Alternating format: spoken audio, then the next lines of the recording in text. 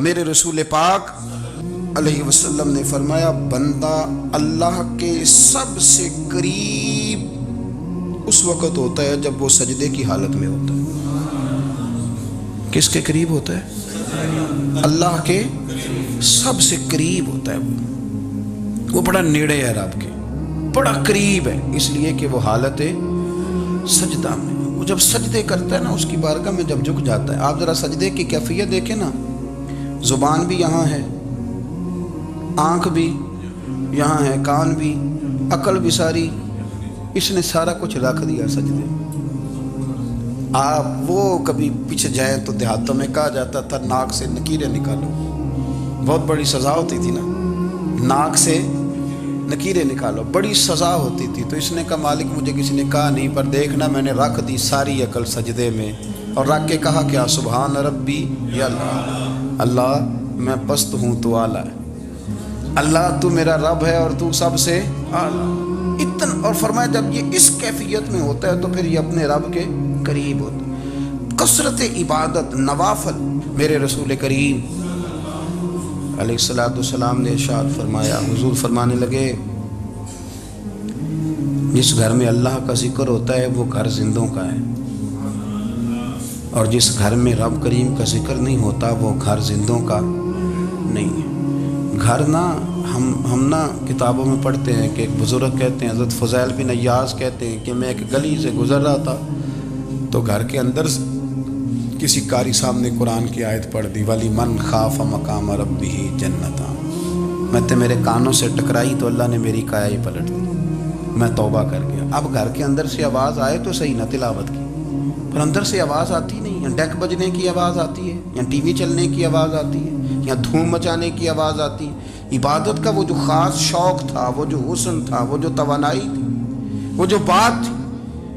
ایک جگہ پہ ہم بیٹھے تھے تو وہاں ایک صاحب آئے اور انہوں نے آتے ہی کہا کہ مہربانی کریں ذرا مجھے مصلی دے دیں، میرے نہ کچھ نفل رہ گئے۔ تو میں نے وضو کر لیا تو کوئی مصلی مل جائے، مصلی انہیں دے دیا گیا، وہ مصلی لے کے چلے گئے تو پیچھے ایک صاحب نے تبصرہ کیا، کہنے نے کتنا ریاکار بندہ ہے، لوگوں کو دکھا رہا ہے کہ میں نفل پڑھتا ہوں، ہے کوئی بات کرنے والی؟ میں نے اسے کہا، میں نے کہا تو مہربانی کرنا اس طرح کی ریاکاری تو بھی کر، پکڑ مصلی اور جہاں تو بھی تھوڑی ریاکاری کر کے آ، اٹھ ذرا شکر کر، کوئی یہ ریاکار بھی ملا ہے، کوئی نفل پڑھ کے ریاکاری کر رہا ہے اللہ کا۔ میں کہتا ہوں کو پڑھے تو صحیح نہیں، یہ کوئی دور ہے نفل پڑھنے کا؟ اس میں تو لوگوں کا مزاج ہی نہیں، طبیعت ہی نہیں۔ میں نے کہا چل مہربانی کر، یہ لے مصلی اور تو بھی جا تھوڑی سی، یا کر یا ریاکاری کرو تو صحیح نا، مزاج ہی نہیں، ذوق۔ جمعے کی نماز پڑھ کے یوں دنیا بھاگتی ہے، او ہو پتہ نہیں کون سی پیچھے آگ تھی جو بجھائی جائے گی، اور آج تک لوگ مسئلہ پوچھ رہے ہیں کہ جمعے کی بعد والی سنتیں کتنی ہوتی ہیں۔ میں نے کہا کتنے سال ہو گئے جمعہ پڑھتے، کتنے سال ہو گئے، ابھی تک سنتوں کا نہیں پتہ، ابھی تک نہیں علم کے پہلے کتنی رکھتے ہیں اور بعد میں کتنی رکھتے ہیں۔ فجر کی سنتیں کب پڑھنی چاہیے؟ سنو فجر کی سنتوں کے بارے میں۔ میرے رسول کریم سید عالم صلی اللہ تعالیٰ علیہ وسلم سے ایک صحابی نے پوچھا تھا، حضور میری فجر کی سنتیں رہ گئیں یا رہ جاتی ہیں تو حکم کیا ہے؟ کیا انداز ہے حضور کا؟ بخاری مسلم کے لفظ سنو، حضور سید عالم صلی اللہ علیہ وسلم فرمانے لگے، اس نے کیا پوچھا تھا، حضور جواب کیا دیتے ہیں؟ فرمایا فجر کی سنتیں کبھی نہ چھوڑنا، فجر کی پہلی 2 سنتیں کبھی نہ چھوڑنا۔ یا رسول اللہ صلی اللہ تعالیٰ علیہ وسلم میری رہ گئی ہیں، رہ جاتی ہیں۔ فرمایا فجر کی 2 سنتیں نہ چھوڑنا، فرمایا فجر کی پہلی 2 سنتیں مجھے دنیا اور دنیا کے اندر جو کچھ ہے وہ سب سے زیادہ پیاری ہے۔ فجر کی 2 سنتیں دنیا اور دنیا میں جو کچھ ہے مجھے وہ سب سے زیادہ پیاری ہیں، اس لیے فجر کی سنتیں نہ چھوڑ کے۔ نبی پاک علیہ السلام نے فرمایا تمہیں پتہ چل جائے نا پہلی صف کا ثواب کتنا ہے، تم قرآن اندازی کرو۔ عمرے کی قرآن اندازی کا تو پوسٹر چھپتا ہے، تو یہ والی قرآن اندازی کب ہونی چاہیے کہ نہیں؟ حضور نے فرمایا تمہیں پتہ چلے کہ اس کا ثواب کتنا تو تم قرآن اندازی کرو، تم قرآن ڈالو۔ جب آپ نماز پڑھ رہے ہوتے ہیں، جب آپ کا مصلی آباد ہوتا ہے، صلاح الدین ایوبی ایک بزرگ سے ملاقات ہو گئی، بیت المقدس پر قبضہ تھا عیسائیوں کا، تو صلاح الدین بڑے پریشان تھے۔ بابا جی کہنے لگے پتر کیا ہوا؟ کہنے لگے حضور پتہ چلا ہے دشمن کے 2 بحری بیڑے اسلحہ لے کے آ رہے ہیں، مسلمان پہلے ہی کمزور ہیں، اور اب اگر 2 بحری بیڑے اور آ گئے تو حضور مسئلہ بن جائے گا. تو میں پریشان ہوں کہ کس طرح یہ کم مسئلے والی ہماری فوج ہے کیسے مقابلہ کرے گی. تو بابا جی کہنے لگے پتر اس طرح کرنا، آج رات تو بھی دعا کرنا اور میں بھی کروں گا. تو بھی دعا کرنا، آپ ناراض نہ ہونا، ہم تو پیروں والے ہیں، ہم تو پیروں کے نوکر غلام ہیں، ہمارا تو گزارا ہی نہیں، ہمیں تو ملتا ہے سارا کچھ وہاں سے. پر میرا سوال یہ ہے کہ تعویذ لینے جاتے ہو نفل کیوں نہیں پڑھتے؟ رات اللہ اللہ کیوں نہیں کرتے؟ یہ بھی تو ہمارے بزرگوں کا ہی طریقہ ہے، انہوں نے تو ہمیں سکھایا ہے. صلاح الدین ایوبی سے بزرگوں نے کہا کہ رات آج نا اللہ اللہ کرنا تو میں تیرے لیے دعا کروں گا، تو بھی دعا کرنا. تو بندہ جب دکھی ہوتا ہے تو سجدہ کرتا ہے تو پھر ہی تو مصلی بھیگ جاتا ہے، پھر ہی تو مزہ آتا ہے. سکھی بندہ تو کعبے جا کے نہیں روتا. دکھی تھے، تکلیف تھی تو سر رکھا سجدے میں تو تڑپ گئے. اور وہ بابا جی کہتے ہیں میں مسجد آیا تو صلاح الدین چیخیں مار کے رو رہا تھا اور کہہ رہا تھا مالک میں کوئی اپنی شان کے لیے تو نہیں نہ لڑ رہا، اللہ کو میں کوئی قبضوں کے لیے تو نہیں لڑ رہا، مالک تیرے لیے لڑ رہا ہوں، مجھے بے آبرو نہ کرنا، میری مدد فرمانا. کہتے ہیں میں آیا تھا کہ مسجد میں دعا کروں گا، پر صلاح الدین ایوبی کو روتے دیکھا تو میں لوٹ گیا. تو سویرے صلاح الدین ملے تو بڑے خوش تھے. میں نے کہا پتر کیا ہوا؟ کہنے لگے حضور وہ بحری بیڑے 2 آ رہے تھے نا اسلحہ لے کے، دونوں ڈوب گئے پانی میں ڈوب گئے. تو بابا جی کہنے لگے صلاح الدین وہ پانی میں نہیں ڈوبے، وہ تیرے آنسوؤں میں ڈوب گئے، وہ غرق ہو گئے. وہ جو تو نے مصلی بات کیا تو وہ تیرے آنسوؤں میں ڈوب گئے، وہ غرق ہو گئے، وہ تباہ اتنے قیمتی تھے تیرے آنسو کے بہا لے گئے دشمن کے بحری بیڑوں کو. میرے بھائی ٹھیک ہو گیا جی، میرے عزیز سمجھ لیں اس بات کو ہمیشہ کے لیے اور اس پر غور کر لیں اچھے طریقے سے کہ میرے رسول کریم سید عالم صلی اللہ علیہ وسلم نے نا ہماری توجہ دلائی، حضور نے ہمیں بتلایا، ہمارا ذوق بڑھایا عبادت کی طرف. ایک صحابی تھے حضرت ابو فاطمہ رضی اللہ تعالیٰ عنہ، یہ ترمذی شریف کی حدیث ہے. نبی پاک علیہ السلام نے فرمایا ابو فاطمہ قیامت کے دن مجھ سے جلدی ملنا چاہتے ہو کہ دیر کے ساتھ؟ تو کہنے لگے حضور کون ہوگا جو دیر سے ملنا چاہے گا؟ قیامت کے دن آپ سے جلدی ملنا ہے. تو نبی پاک علیہ السلام نے فرمایا پھر اس طرح کرنا، دنیا میں رہ کے سجدے زیادہ کرنا، پھر سجدے زیادہ کرنا، قیامت میں ملاقات جلدی ہو جائے گی، قرب ملے گا تمہیں. اپنے بچوں کے اندر دیکھیں نا ہم شوق پیدا کرتے ہیں، ہمیں صحیح لفظ نہیں بولنے آتے پر ہم بچوں میں شوق پیدا کرتے ہیں کہ پتر ڈاکٹر بن جائے گا تو بڑا نفع کرے گا، تو لوگوں کی خدمت کرے گا، ملک و ملت کی خدمت کرے گا، تیرے ابا کا نام روشن ہوگا، تیرے دادا کی تعریفیں ہوں گی. ہم یہ ذوق پیدا کرتے ہیں. ہم اپنے نوجوانوں کے اندر یہ فکر پیدا کرتے ہیں، انہیں ہم سمجھاتے ہیں کہ میاں جب تم پڑھو گے محنت کرو گے تو فلاں آدمی کی طرح تمہارا نام ہوگا. یہ جتنا ذوق ہم بچوں کے اندر ان چیزوں کا پیدا کرتے، ہمیں حکم ہے کسی طرح ہم ذوق پیدا کریں کہ پتر نماز پڑھے گا تو اللہ راضی ہو جائے گا، تو سجدہ کرے گا. دیکھیں نا میرے رسول کریم علیہ السلام نے فرمایا 7 سال کے بچے کو مسجد لے کے جاؤ، یعنی اسے شوق دلاؤ، اس کے اندر یہ خاصیت پیدا کرو کہ اس کا دل کرے مسجد میں جانے کو، اس کے اندر یہ خصوصیات لاؤ کہ وہ ہمارے ہاں نا ہر چیز کو پروموٹ کیا جا رہا ہے، ہر چیز کو یعنی سر سنگیت سکھانے کے لیے اکیڈمیاں بن گئی، ہر شے پروموٹ ہو رہی ہے. عبادت کا جذبہ کم ہوتا جا رہا ہے، اللہ اللہ کا ذوق ہمارے اندر نہیں رہا. اور اتنا مشکل ہم نے اپنے لیے بنا لیا ہے کہ وہ بندہ جو بڑی زبردست مذہبی گفتگو کر رہا تھا اور تگڑی بات کر رہا تھا، کیا بات ہے، لیکن نماز کے بارے میں کمزوری دکھا جاتا ہے، نوافل کے بارے میں وہ چپکے سے نکل جاتا ہے. امام احمد بن حنبل رحمۃ اللہ تعالی علیہ،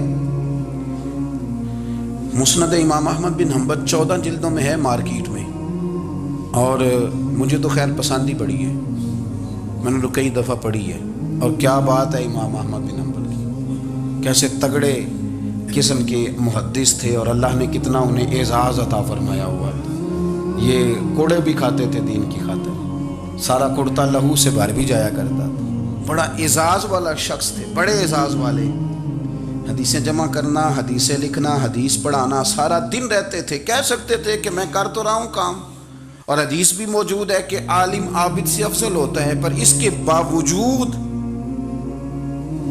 امام احمد بن حنبل رحمۃ اللہ علیہ 300 نفل فرض نمازوں کے علاوہ پڑھا کرتے تھے، 300 نوافل روز پڑھا کرتے تھے۔ ان کے بیٹے نے کہا ابا جی مکان خریدنا ہے تو کچھ جگہ کہاں کر کے لوں، بہت ساری آبادیاں، تو فرمایا پتر وہاں لینا جہاں مسجد قریب ہو۔ میرے رسول کریم سید عالم صلی اللہ علیہ وسلم اتنا پسند کرتے مسجد کو، اتنا پسند کرتے نماز کو کہ رسول کریم صلی اللہ علیہ وسلم تہجد کی نماز بھی پڑھتے، پھر حضور فجر کی نماز بھی پڑھتے، نبی پاک وتر کو الگ کر کے پڑھتے، عشاء کے ساتھ نہیں پڑھتے۔ یہ تو ہم اس لیے اجازت دی ہمارے بزرگوں نے کہ بعد میں اٹھے گا کون علیحدہ وتر پڑھنے کے لیے، عشاء کے ساتھ پڑھ لیں۔ وتر پڑھتے، تہجد پڑھتے، فجر پڑھتے، اشراق پڑھتے، چاشت پڑھتے، پھر مغرب کی نماز کے بعد 6 رکعت اوابین پڑھتے، پھر رات کو صلاۃ اللیل پڑھتے۔ سیدہ عائشہ صدیقہ کہتی ہیں زمانہ سو جاتا اور میرے رسول مصلی بچھا کے کھڑے ہو جاتے، او یار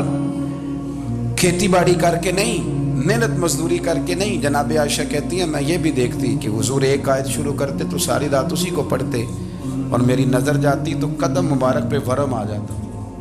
یار نماز پڑھ پڑھ کے اتنی مشقت کر کے، اتنی جد و جہد کر کے ورم آ گیا، یا رسول اللہ اتنی محنت کیوں کرتے ہو؟ فرمایا افلا اکون عبدا شکورا، کیا میں اپنے رب کا شکر گزار بندہ نہ بنوں؟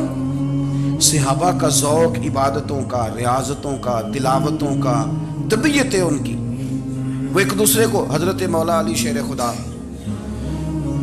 کرم اللہ تعالی وجہہ الکریم کے زمانے میں روم کے بادشاہ نے کہا یار یہ مسلمانوں کا پتہ تو کرو، یہ آخر کیوں اتنے زیادہ مجاہد ہیں؟ اس زمانے میں جاسوس بھیجنے کا مزاج تھا، اب تو جاسوس پکڑا جاتا ہے، اب تو جاسوس ہے، اور جاسوسی کا شوق ویسے آج بھی ہے۔ عرض کروں تھوڑی سی بات اس عنوان سے، پتہ کیا ہمارا مسئلہ ہے؟ ہم جہاں جاتے ہیں نا وہاں تھوڑی خوشبو سونگنے کی کوشش کرتے ہیں، وہ کیا ہے تو یہ کیا ہے تو ادھر کیا ہے تو تھوڑا سا ادھر کیا ہے۔ میرے رسول پاک پڑھیے درود شریف، سارے پڑھیے ذرا زور سے، صلی اللہ تعالی۔ نبی پاک علیہ السلام نے فرمایا جاسوسی نہ کرنا ورنہ تم بندوں کو خراب کر دو، اور فرمایا اس طرح نہ ہو کہ تم کسی کے آپ کھول نہ نکلو تو تمہارے پہلے کھول جائیں۔ یہ جو ذوق ہے نا یہ ختم کریں، چھوڑیں، مطلب آپ کس چکر میں پڑے ہوئے ہیں، اتنی زیادہ توجہ کرنے کی کیا ضرورت ہے؟ نے کام سے کام رکھیں، اس میں بندہ تھوڑا سا نا آسان رہتا ہے۔ یہ جو بہت زیادہ ٹٹولنے والے لوگ ہوتے ہیں نا وہ بیچارے پھر عمر ٹٹولتے ہی گزار دیتے ہیں، اس لیے کہ مزاج ہی بہت پکا ہے، گوری کا منہ کھول کے اندر تک ہاتھ ڈالنا، تو پھر کئی دفعہ سامنے سے بچھو بھی لڑ جاتا ہے، خرابی ہوتی ہے۔ تو جاسوسی کی جاتی تھی، اس نے بھی جاسوس بھیجے، کیونکہ قبیلوں کے لوگ تھے، کچھ مسلم کچھ کافر، پہچانے نہیں جاتے تھے لوگ، تو کچھ لوگ اس نے بھیجے، انہوں نے آ کے نا تحقیق کی، ریسرچ کری کہ آخر ماجرا کیا ہے، تو واپس جا کے انہوں نے رپورٹ دی نا روم کے بادشاہ کو۔ اس رپورٹ کا ایک جملہ بڑا شاندار ہے، وہ کہنے لگا بادشاہ ہمیں مسلمانوں کی کوئی سمجھ نہیں آئی، ہمیں کوئی سمجھ نہیں آئی۔ انہوں نے کہا کیوں نہیں سمجھ آئی؟ کہنے لگے یار عجیب بندے ہیں، جب رات مصلی پہ بیٹھتے ہیں تو یوں لگتا ہے ان کا دنیا سے رشتہ ہی کوئی نہیں، کوئی کسی کو نہیں جانتا، کوئی اپنے دکھ سنا کے رو رہا ہے، کوئی اپنی بات کر کے رو رہا ہے، لگتا ہے کہ ان کا کوئی رشتہ ہے ہی نہیں جب مصلی پہ بیٹھتے ہیں۔ اور فرمایا جب سویرے یہ جہاد کرنے نکلتے ہیں تو لگتا ہے ان سے زیادہ دلیر ہی کوئی نہیں، حالانکہ جو مصلوں پہ رونے دھونے کے لوگ ہوتے ہیں وہ کئی دفعہ جہاد میں کام نہیں کرتے، لیکن عجیب لوگ ہیں کہ رات کے راہب ہیں دن کے مجاہد ہیں، کوئی سمجھ نہیں آتی۔ میرے عزیز ان لوگوں نے مصلی آباد کر کے رکھا، تلاوتیں ان کا ذوق رہی، منظر روز پڑھنا، اسباق پڑھنا، وظائف پڑھنا، یہ ان کا ذوق رہا۔ شیخ شہاب الدین سہروردی رحمۃ اللہ علیہ پر ایک بندے نے اعتراض کیا، اس نے کہا جی آپ کس قسم کے صوفی ہیں، مرید بیٹھے ہیں اور آپ وہاں نفل پڑھ رہے ہیں؟ یہ بھی بڑا مسئلہ ہوتا ہے نا، جو بندہ ملنے آتا ہے وہ اپنے ٹائم کے حساب سے آتا ہے، اور اس کا یہ بھی خیال ہوتا ہے کہ پیر صاحب جو ہیں وہ چونکہ درویش ہیں تو نہ انہیں روٹی کھانی چاہیے نہ سونا چاہیے، چونکہ وہ درویش ہیں، اور ہم چونکہ درویشوں کے ماننے والے ہیں لہذا ہمارا یہ طریقہ ہونا چاہیے کہ جیسے ہم کہیں درویش ویسے ہی کر جائے۔ حالانکہ جس کو آپ درویش کہیں گے آپ اس کی مانیں گے، آپ منوائیں گے نہیں، ہمارا مزاج ہوتا ہے شیخ شہاب الدین پر لوگوں نے اعتراض کی، حضور لوگ ملنے آئے ہیں، زیارت کرنے آئے ہیں، یہ بندے دعا کرانے آئے ہیں، اللہ اللہ کرانے آئے ہیں، اور آپ نفل پڑھ رہے ہیں، کیا جملہ ہے، کیا حسن ہے، کیا خوبصورتی ہے۔ فرمانے لگے رب رسول سے مانگنے کے لیے مصلی بچھایا ہے، اگر وہاں سے مانگوں گا نہیں تو تمہیں دوں گا کیا؟ پہلے مجھے کچھ لے تو لینے دو، اگر میرے پلے کچھ ہے ہوگی تو آگے دوں گا نا۔ تو میں مانگنے گیا تھا کہ یا اللہ دے، تیرے بندے لینے آئے دے، تو میں کچھ لوں گا تو آگے دوں گا نا۔ لیکن ہمارا یہ سٹیٹس، یہ مزاج، یہ شعور نہیں ہے۔ گپیں، کہانیاں، داستانیں، گفتگو، خطابت، واز، کیا بات، لیکن اگر کچھ کرنے کا کام ہو تو وہ نہیں ہم سے ہوتا۔ میرے نبی کریم علیہ الصلوۃ والسلام نے مصلی سے دل لگانے کا درس دیا، حضور نے توجہ دلائی۔ صحابہ اس ذوق کے حامل لوگ تھے، وہ کوشش کرتے تھے۔ جناب صدیق اکبر رضی اللہ تعالیٰ عنہ کا عبادت کا مزاج ہمیشہ قائم رہا۔ حضرت عمر فاروق ساری رات اللہ کے حضور کھڑے رہے۔ حضرت عثمان غنی رضی اللہ تعالیٰ عنہ عشاء کی نماز پڑھ کے 2 رکعتوں کی نیت باندھتے تھے، 15 سپارے پہلی رکعت میں پڑھ دیتے تھے اور 15 سپارے قرآن مجید کے دوسری رکعت میں پڑھ دیتے تھے۔ آپ نے نا حضرت عمر فاروق کے وصال کے بعد ان کی ایک بیوہ سے نکاح کیا، حضرت عثمان غنی نے نکاح کیا۔ وہ خاتون آپ کے نکاح میں آئیں تو عرض کرنے لگی، امیر المومنین میرے لیے اعزاز تو بہت ہے کہ میں امیر المومنین کی بیوہ تھی تو امیر المومنین کی منکوحہ ہو گئی ہوں، لیکن حضور نہ تو میں جوان ہوں کہ میرے اندر رغبت ہوتی اور نہ میں اب اس قابل ہوں کہ کوئی خدمت کر سکوں، میرے ساتھ نکاح کی وجہ کیا بنی؟ تو عثمان غنی رو پڑے، فرمانے لگے میں نے عمر فاروق کو مسجد میں اپنے رب سے ڈرتے ہوئے دیکھا ہے، میں نے اسے روتے ہوئے دیکھا ہے، عدل کرتے دیکھا ہے، انصاف کرتے دیکھا ہے، امت کی خیر خواہی کرتے دیکھا۔ تمہارے ساتھ نکاح اس لیے کیا ہے کہ تم مجھے یہ بتاؤ کہ عمر فاروق گھر کے اندر اپنے رب کو کیسے راضی کرتے تھے، گھر کے اندر کیسے راضی کرتے تھے، وہ طریقے بتلاؤ، تم بتاتی جانا اور میں بھی اسی طرح گھر میں عبادت کروں۔ اپنا ذوق، اپنی طبیعت، ہم نے نا ذوق غلط بنا لیا ہے۔ اگر 20 بندے کہہ بھی دیں گے تو نے بڑی شاندار تلاوت کیا تو کیا اس سے بنے گا؟ 100 بندہ کہہ بھی دے تیری کیا بات ہے، کیا بات ہے نعت خان کی، کیا بات ہے علامہ صاحب کی، پیر صاحب کی، پیر مہر علی شاہ صاحب رحمت اللہ علیہ۔ آپ تشریف فرما تھے تو آپ کے ایک ہی بیٹے بابو جی جن کو کہا جاتا ہے، جس دن صاحبزادے پیدا ہوئے تو خادم نہ وہاں سے نکلا۔ ان لوگوں کے شوق اور طرح کے تھے نا، تو ان کی توجہ بھی اپنے شوق کی طرف رہتی، تو خادم نکلا اندر سے، پیر صاحب مبارک ہو، پیر صاحب مبارک ہو، پیر صاحب مبارک ہو، پیر صاحب مبارک۔ وہ شور کر رہا ہے تو پیر صاحب کو وجد ہو گیا، اللہ اکبر، اللہ اکبر، اللہ۔ وہ کیا ہوا، کس بات کی مبارک دے رہے ہو؟ عرض کی حضور اللہ نے بیٹا دیا ہے۔ تو آپ فرمانے لگے اچھا حضور آپ کیا ہوا، آپ تو پریشان ہو گئے۔ فرمانے لگے جب تو نے 3 دفعہ کہا نا مہر علی کو مبارک ہو تو میں سمجھا تھا شاید تجھے کسی نے بتا دیا ہے کہ مہر علی سے اللہ راضی ہو گیا۔ میں سمجھا تھا کہ شاید تو یہ خبر لے کے آیا ہے کہ کسی نے بتایا ہے کہ مجھے آج خبر ملی ہے کہ مہر علی سے رب اچھا پتر ہوا ہے، الحمدللہ اللہ کا شکر ہے، پر میرے لیے مبارک کا دن وہ ہوگا جب میرا رب کہے گا کہ میں مہر علی سے راضی ہوں، میرے محبوب کہیں گے کہ میں مہر علی سے۔ آپ بات کو سمجھیں، شوق ہی کسی اور طرف تھا، دل ہی کہیں اور لگا ہوا تھا، طبیعت ہی کہیں اور مائل تھی۔ کوئی وظیفہ پوچھتے تھے تو پڑھتے تھے وہ لوگ، کچھ اللہ اللہ انہیں بتائی جاتی تھی تو کرنے کا ذوق رکھتے تھے، طبیعت تھی، قائل تھی۔ حضرت ربیع کہتے ہیں میں بڑی دور سے سفر کر کے گیا حضرت اویس کرنی سے ملنے، بڑی دور سے، اور جب میں پہنچا تو فجر کا وقت تھا، تو حضرت اویس کرنی کو میں نے پا لیا، تو وہ نماز پڑھ کے نا قرآن شریف لے کے بیٹھ گئے۔ فرماتے ہیں اشراق چاشت کا وقت ہوا تو نفلوں کی نیت باندھ لی۔ محدث ابن الجوزی نے لکھا ہے، فرماتے ہیں پھر جب زوال کا وقت ہوا تو مسجد میں جھاڑو دینے لگ گئے۔ زور کی نماز پڑھ کے تو عصر کی تیاری تک وہ مسجد میں بیٹھے رہے، اور میرے نبی پاک علیہ السلام نے فرمایا جو نماز کے انتظار میں بیٹھا ہو وہ نماز ہی میں ہے، وہ نماز ہی میں ہے۔ فرمایا میری دنیا، میری امت کی جو رہبانیت ہے نا وہ اتنی ہے کہ نماز کا انتظار کرے، اذان کے بعد نماز کا یہ راہب ہے، یہ اس وقت چھوڑ کے بیٹھے ہیں سارا کچھ۔ فرماتے ہیں عصر تک انہوں نے اللہ اللہ کی، پھر مغرب تک کی، عشاء کی نماز ہوئی تو نماز پڑھی تو وہ تھک گئے، اب مجھے وہ فارغ ہوں مصلی چھوڑے تو میں ملاقات کروں نا۔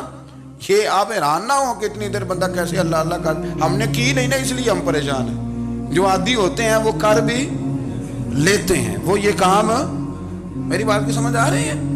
جب جاتے ہو کسی دفتر میں تو 8 گھنٹے کھڑے رہ لیتے ہو نا، مجبوری ہوتی ہے تو کھڑے رہا جا سکتا ہے۔ پاسپورٹ کے دفتر بولیے، امیگریشن کی لائنوں میں، اور میں نے تو امبیسیوں میں بندے 12 گھنٹے پہلے جا کے کھڑے دیکھے، رہ لیتے ہیں کھڑے۔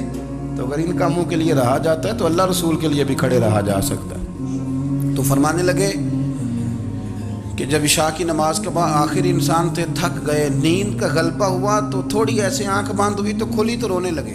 حضرت ویسے کر دیا، رو کے کہنے لگے مالک مجھے غافل تو نہ کر، ابھی میں نے کیا بھی کچھ نہیں، دن ختم ہو گیا، کوئی نفل نہیں، کوئی اللہ اللہ نہیں، اللہ مجھے غافل نہ کر، میری مدد فرما۔ فرماتے ہیں جب وہ روئے تو میرے ساتھ جو شخص تھا، میں نے کہا اٹھو چلیں، کہنے لگا حضور ملنا نہیں، فرمایا جو میں لینے آیا تھا وہ مجھے مل گیا، جو میں ان سے سیکھنے آیا تھا وہ مجھے نصیب ہو گیا، اب اور میں نے کیا لینا، ختم ہو گئی بات، اٹھو چلیں۔ اللہ کے بندوں نے حضرت ربیہ بن کعب اسلمی رضی اللہ تعالیٰ عنہ فرماتے ہیں، کہتے ہیں جب بنو قریظہ اور بنو نذیر یہودیوں کے ساتھ حضور علیہ السلام نے جنگ کا اعلان فرمایا تو وہ دشمن ہو گئے، ہمیں خطرہ تھا کہ وہ رات کو کہیں محبوب کو تکلیف نہ دیں، تو کچھ لوگ نا تلواریں لے کے نبی پاک کے دروازے پہ پہرے داری کرتے تھے۔ گن مین رکھنا حرام نہیں، اگر کسی کو واقعی خطرہ ہو تو اس کے لیے سنت بھی ہے۔ حضرت علی المرتضیٰ تلوار لے کے حضور کے گھر کا پہرا دیتے تھے۔ حضرت ربیہ بن کعب اسلمی رضی اللہ تعالیٰ عنہ فرماتے ہیں کہ رات میری ڈیوٹی تھی کہ میں حضور کے گھر کا پہرا دوں گا، تو فرماتے ہیں میں باہر سن رہا تھا، ساری رات ہی میرے نبی پاک نے اللہ کی تسبیح پڑھی، ساری رات، کبھی تسبیح، کبھی تحلیل، کبھی تحمید، کبھی تکبیر، ساری رات۔ فرماتے ہیں ساری رات حضور پڑھتے رہے اور ساری رات ہی میں سنتا رہا، مجھے اونگ آ گئی، میری آنکھ لگ گئی، حضور ابھی پڑھ رہے تھے، میں تھک کے سو گیا۔